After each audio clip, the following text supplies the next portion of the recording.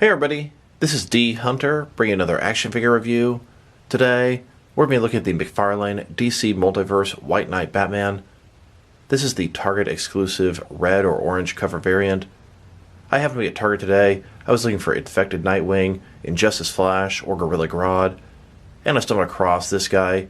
They put out a full case of, I believe, 8 of these guys, so I grabbed me a couple. This guy totally reminds me of Catman, the way his paint deco is. So let's take a look at the packaging here. As you can see at the top, 22 moving parts.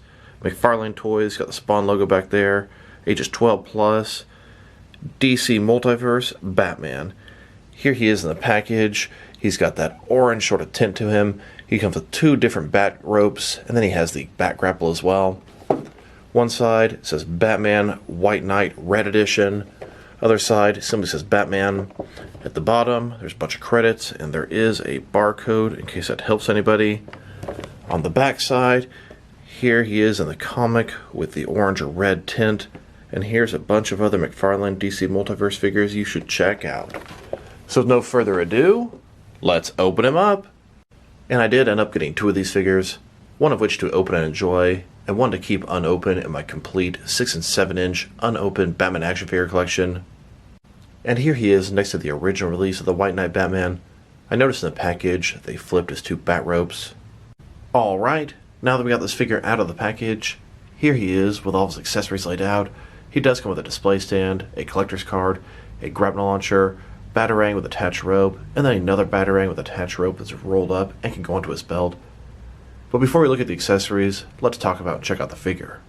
So the first thing I wanted to say, this is Batman White Knight Red Edition. Looks quite a bit more orange than red to me. And the second thing, why did they even make this guy? It's a very good question. He comes with a collector's card and it shows him with sort of a red tint on him. Great, but I have no idea what that's supposed to be from. It says Batman White Knight number 5. I have both cover variations of that book, and neither one has that on the front. They both have a panel just like that, but neither a red tint to it. So I do not understand why this figure was made, what the specific reason is behind the red tint to this guy. If anyone has an explanation, please drop me a line in the comments below. I'm really curious. So this is Batman from the White Knight. Very stylized. Got that square jaw, that frowny face, that angry scowl on the cowl. Short ears, collar popped up. This color scheme and short ears just screams Catman to me. If it wasn't for this bat symbol, this would definitely be my Catman. Giant bat symbol on the chest. All the sculpting detail on it looks very nice. You can see where the batarang is going to attach to his belt. It is single jointed elbows. It is double jointed knees. Overall, this guy looks great.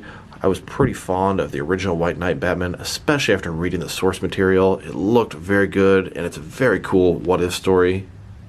Now let's check out his accessories, and let's start with the boring stuff. Here's his display stand. Typical McFarlane stand. Black perfect circle, DC logo at the bottom. 1 peg for the peg holes on his feet. Very thin, very basic. Now let's look at his collector's card. It's Batman swinging off a grapple, and he has a sort of red or pink tint to him. This is a panel from Batman White Knight number 5, and it just so happens I have this book here. You can see this is the panel, but it is not tinted red, so I don't know why they made the figure like that. Here are both the covers of Batman White Knight number 5. The only thing I can think of is this variation cover with Duke Thompson on the front. It does have a red tint to it, so I guess they just went with the red tinted theme on the front and did a Batman like that. Just seems a little odd. I was expecting the cover to be the same as the card, Batman red tinted swinging through the rooftops. Here's the original White Knight Batman's collector's card next to the red edition redo. Here's his grapnel launcher. It's pretty small, pretty square shaped. It does have some sculpting detail on it.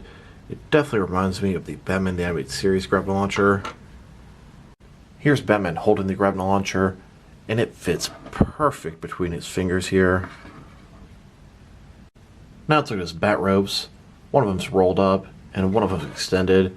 You can see the batarang at the top. It's got the rope sort of wrapped around. It's made of a sort of soft material. It's not a bendy wire, it won't stay into place, but it does have some slack it will give. Here's the bat rope attached to his belt. And here's Batman reaching over to grab the rope.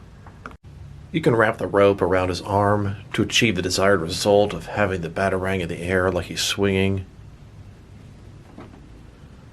It actually works out pretty good. Now that we've taken a pretty good look at both the figure and his accessories, now let's check out his height. From bottom to top, he's sitting at about 6.75 inches tall, which can translate to about 17 centimeters. Now let's check out his articulation. Starting with his head here, of course, you can rotate from side to side. He can look up and down about that much. Can tilt his head from one side to the other, give him a nice amount of personality. Shoulders on a ball joint. You can go out a little bit more than 90 degrees. A little bit obstructive with the cape here. Up, down, around, all that good stuff. He does have a butterfly joint between the shoulder and chest area, just increasing the range of motion there. He's got a bicep cut below that. Single jointed elbows, they go in just about 90 degrees. His wrist has a ball in it. It can rotate, and it's going to be hinged as well. Ball joint is torso, can rotate around, can also go forward and back. Another ball joint is waist. It can also rotate around and go forward and back, giving him a very nice range of motion in his torso area. Legs go out about this far, completely do splits. Not a ball joint, but a similar type concept. Go forward about that far, back about that much. There is a little bit of rotation here. Double jointed knees, they go back that far. Then his ankle here has a ball in it, similar to the wrist. It can go forward and back. It can rotate around, and it can tilt and rock a little bit as well. There's also some toe articulation. Now let's check them out next to some other action figures, starting off with some other McFarlane DC Multiverse figures. Here's this Red Edition White Knight Batman next to the original release. They are 100% the same sculpt. The only real differences are going to be he's got red where the other Batman has black, and orange where he has gray, and then the belts are different as well. Here's McFarlane's entire White Knight line. I do hope they expand and continue to make figures from it. I even made my own GTO squad out of the Jack Napier figures. GTO is the Gotham Terrorist Oppression Unit. Basically, they're an elite squad of GCPD police officers for Gotham City. Here are all the different paint variations of Batman figures that McFarlane has released so far. Here are all the Bruce Wayne as Batman figures McFarlane has made in the DC Multiverse collection so far. Although I guess technically each one of these guys is Bruce Wayne and Batman in one way, shape, or form. And here he is in front of my entire McFarlane DC Multiverse collection, including all the variants. I've got a total of 64 different figures and 2 vehicles, and I'm not even fully caught up. Some figures that have been found in the US that I don't have yet would be Infected Nightwing, Injustice Gorilla Grodd, Injustice Flash, and the Platinum versions of Injustice Gorilla Grodd and Flash. And here's a little bit more of an aerial shot of the entire collection.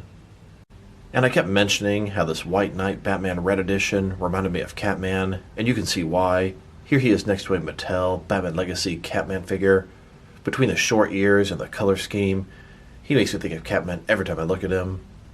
Now let's check him out, compared with some action figures from different various companies, to see how he fits in both scale and style-wise, in case you want to know which lines you can mix him with. I'll try to include as many Batman figures in these comparisons as possible. Here he is with some of his McFarlane Toys brothers. In front of you are 5 different action figure lines, all from McFarlane Toys, all 7-inch scale. And here he is next to some DST or Diamond Select toys. Then next to some DC Direct and DC Collectibles Batman figures. And now next to some NECA Batman figures. Then next to some Mattel wrestling figures. And here he is next to some Mezco 1/12 cloth soft goods Batman figures. Then next to some Mattel DC Universe Classics and Multiverse Batman figures. And here next to some Mafex Batman figures. Then with some Hasbro Marvel Legends. And here he is next to some SH Figure Arts Batman figures. And finally, here he is next to some Jazzwares Fortnite figures. So overall, this is a pretty cool figure. The original White Knight Batman was an excellent release, really sort of set the tone for McFarlane's releases moving forward. I actually find this color scheme visually pleasing, not necessarily for a Batman figure, but I just can't get Catman out of my head when looking at this guy. Makes me feel like I have a McFarlane Catman at this point. Overall, this guy is pretty cool. His paint job is unique, although it seems completely unnecessary. I don't know why they made this, but I'm a sucker for variants. So this is D Hunter. Thank you guys for watching this video. If you liked the video, press like below. If you have anything you want to say about the video, add to the comment section. If you want to see additional action figure reviews from me, press subscribe. I do appreciate when you do that. Once again, this is D Hunter. Thank you guys for watching this video, and I will talk to you guys real soon.